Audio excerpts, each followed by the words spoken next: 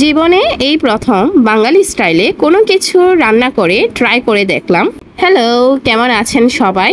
আজকে রান্নার রেসিপির জন্য আমি বাজার থেকে লইট্টা শুটকি নিয়ে এসেছিলাম, অনেকে আবার ভেটকি বলে থাকে। আমার ছোট বোন এখন লইট্টা শুটকি কেচি দিয়ে পিস পিস করে নিচ্ছে, মাথাগুলো ফেলে দিচ্ছে। বাংলাদেশ ও কলকাতার অনেক ব্লগে আমি দেখেছি এইরকম লইট্টা শুটকি দিয়ে গোটা গোটা রসুন দিয়ে রান্না করা। পিস পিস করা লইট্টা শুটকিগুলো শুকনো পাতিলে হালকা আঁচ দিয়ে এখন নেড়ে চেড়ে নিচ্ছে আমার দিদি। আজকে কিন্তু আমার দিদি রান্না করছে। তারপর এখানে হালকা পানি দিয়ে দিল। বেশি সিদ্ধ করার প্রয়োজন নেই, হালকা বুদবুদ হলেই আমি নামিয়ে নিব।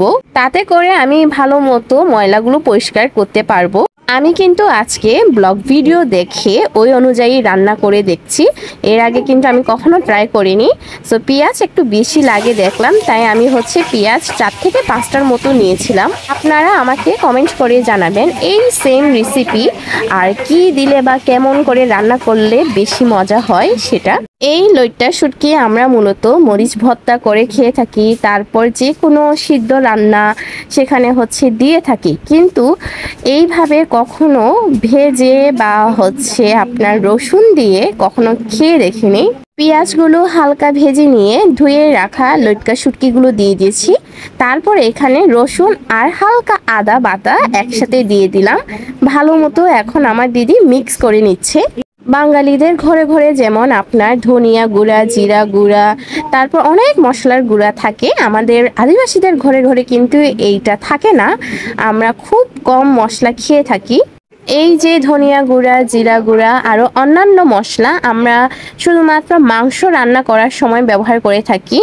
ইভেন আমার মা তো মাংস যদি রান্না করেন তাহলে সেখানে আপনার জিরা গুঁড়া ছাড়া আদার্স ধনিয়া গুঁড়া কিচ্ছু ব্যবহার করে না। গোটা রসুন কিনে নিয়ে এসেছিলাম শুধুমাত্র এই রেসিপিটা করার জন্য। এই রান্না করার সময় একটা ব্যাপার বুঝলাম যে ভালো মতো কষিয়ে নিতে হবে।